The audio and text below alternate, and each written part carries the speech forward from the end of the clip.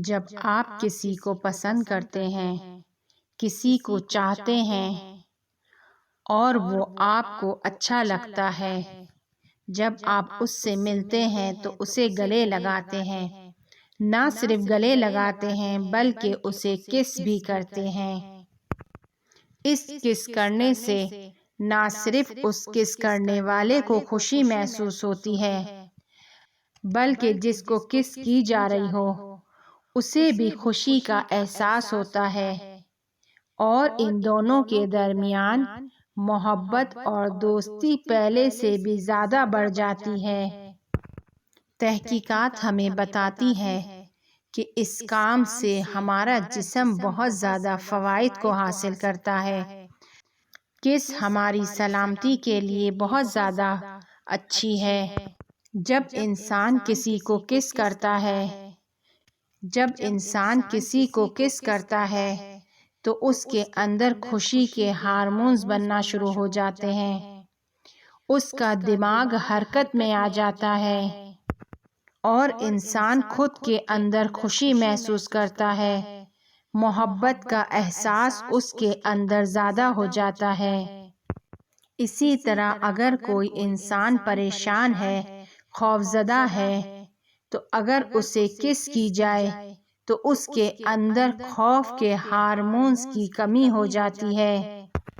جب انسان کسی کو کس کرتا ہے تو اس کے دل کی دھڑکنوں میں اضافہ ہوتا ہے، جس کی وجہ سے اس کی خون کی رگیں پھیل جاتی ہیں اور اس وجہ سے بلڈ کے پریشر میں کمی آتی ہے، کیونکہ جب رگیں کھل جاتی ہیں، تھوڑی سی بڑی ہو جاتی ہیں تو خون آسانی سے جا سکتا ہے۔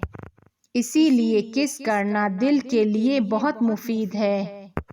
ایک آلمانی روان شناس کے جس کا نام آرتو سابو ہے، وہ اپنی تحقیق میں بیان کرتا ہے کہ اگر صبح کو اسکول جاتے ہوئے یا کام پہ جاتے ہوئے شخص کو کس کی جائے تو وہ پورا دن خوشی کا احساس کرتا ہے اور اپنے کام کو زیادہ محنت سے اور لگاؤ کے ساتھ انجام دیتا ہے۔ اگر والدین صبح اپنے بچوں کو اسکول جاتے ہوئے کس کریں تو وہ اس کی تعلیمی کارکردگی پر بہت اچھا اثر ڈالے گی۔ یہی کام والدین بچے کے مدرسے جاتے ہوئے یا ٹیوشن کے وقت کر سکتے ہیں تاکہ وہ بہت ہی خوشی اور ایک نئی انرجی کے ساتھ اپنے کاموں کو انجام دیں۔ بہت ہی حیرت کی بات ہے کہ جب انسان کسی کو کس کرتا ہے تو اس کے چہرے کے 34 عضلات درگیر ہوتے ہیں، حرکت میں آ جاتے ہیں۔ نہ صرف چہرے کے 34 عضلات بلکہ جسم کے 112 عضلات حرکت میں آتے ہیں، اور یہ کس کرنا چہرے کے عضلات، مسوڑوں کے عضلات اور گردن کے عضلات کے لیے بہت زیادہ مفید ہے۔ ان میں خون کی گردش زیادہ ہو جاتی ہے۔ وہ افراد جو اپنے چہرے کی خوبصورتی کا بہت زیادہ خیال رکھتے ہیں اور چاہتے ہیں کہ ان کا چہرہ جوان نظر آئے تو انہیں چاہیے کہ وہ اس عمل کو انجام دیں۔ اسی طرح کس کرنے سے سر کے درد میں کمی آتی ہے، مائیگرین کے درد میں کمی واقع ہوتی ہے۔ تحقیقات یہ ثابت کرتی ہے کہ وہ افراد جو ایک دوسرے کو زیادہ کس کرتے ہیں ان کے خون میں کولیسٹرول کی کمی ہوتی ہے اور وہ دل کی بیماریوں کا شکار نہیں ہوتے، ہارٹ اٹیک کم ہوتا ہے ان لوگوں میں۔ اسی طرح انسان جب کسی کو کس کرتا ہے تو اس کے مسوڑوں کے عضلات حرکت میں آ جاتے ہیں، اور جو باعث ہوتا ہے کہ غذا دانتوں پر نہیں چپکے اور دانت دیر سے گلے سڑیں۔ اسی طرح انسان جب کسی کو کس کرتا ہے تو اس کے جسم میں حرارت تولید ہوتی ہے اور اس وجہ سے اس کے جسم کی کیلوریز جلنا شروع ہو جاتی ہیں۔ کس کے ذریعے سے 1 منٹ میں 2 سے لے کر 26 کیلوری کو جلایا جا سکتا ہے۔ جب انسان کسی کو کس کرتا ہے تو اس کے اندر ایسے ہارمونز بنتے ہیں جو بھوک کو کنٹرول کرتے ہیں، اور اس طریقے سے بڑھتے ہوئے وزن پر بھی کنٹرول کیا جا سکتا ہے۔ اسی طرح کس کرنے سے تھکاوٹ کا احساس ختم ہو جاتا ہے اور انسان کو زیادہ نیند نہیں آتی۔ یہ وہ فوائد ہیں کہ جو کس کرنے والے کے جسم پر رونما ہوتے ہیں۔ وہ افراد جو محبت سے رہتے ہیں وہ بہت کم افسردہ ہوتے ہیں، بیماریاں ان میں کم ہوتی ہیں، افسردگی نہیں ہوتی ہے۔ اسلام ہمیں صرف محرم کو کس کرنے کی اجازت دیتا ہے، نامحرم پر نگاہ کرنا، اسے گلے سے لگانا، اسے کس کرنا حرام ہے۔ اسی طرح اسلام کس کرنے کے کچھ شرائطوں کو بیان کر رہا ہے۔ پیغمبر صلی اللہ علیہ وآلہ وسلم فرماتے ہیں، جب بھی تم میں سے کوئی شخص چاہتا ہے ایسی خاتون کو بوسہ کرے کہ جو اس کی محرم ہو اور وہ بالغ ہو گئی ہو، جیسے بہن، پھوپھی، خالہ، تو اس کی پیشانی اور سر پر بوسہ دے۔ اس کے چہرے اور ہونٹوں پر کس کرنے سے پرہیز کرے۔ اسی طرح جابر فرماتے ہیں کہ میں نے پیغمبر صلی اللہ علیہ وآلہ وسلم سے ملاقات کی اور انہیں سلام کیا۔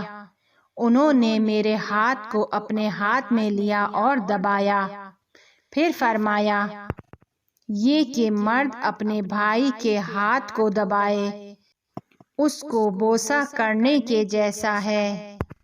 اسی طرح امام علی علیہ السلام فرماتے ہیں، بچوں کو بوسہ دینا مہر و محبت ہے، ماں باپ کو بوسہ دینا عبادت ہے، اور دینی بھائی کو بوسہ دینا دین ہے۔ اسی طرح امام صادق علیہ السلام فرماتے ہیں، بے شک تمہارے پاس نور ہے کہ جس کے ذریعے سے تم دنیا میں پہچانے جاتے ہو، اور جب بھی تم میں سے کوئی اپنے بھائی کو دیکھے تو اس کی نور کی جگہ پر یعنی اس کی پیشانی پر بوسہ دے۔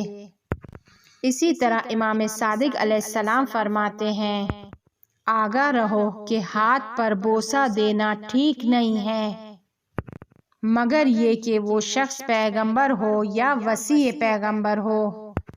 اسی طرح قرآن کریم میں معتبر احادیث میں پیغمبر اسلام صلی اللہ علیہ وآلہ وسلم اور ائمہ معصومین سے مسلسل ایسی روایتیں ملتی ہیں کہ جس میں مسلسل ہمیں ماں باپ کے احترام کی سفارش کی جا رہی ہے، اور ان احادیث میں ماں کے احترام کو بیان نہیں کیا جا سکتا ہے۔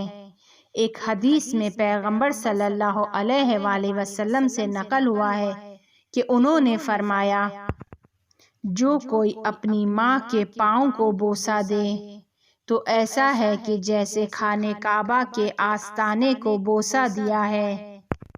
اسی طرح نیز فرماتے ہیں کہ جو کوئی اپنی ماں کی پیشانی کو بوسہ دے وہ جہنم کی آگ سے محفوظ رہے گا۔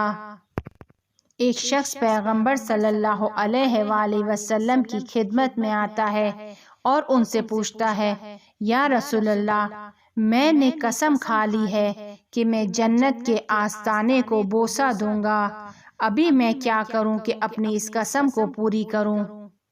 پیغمبر صلی اللہ علیہ وآلہ وسلم فرماتے ہیں، ماں کے پاؤں کو اور باپ کی پیشانی کو بوسہ دو۔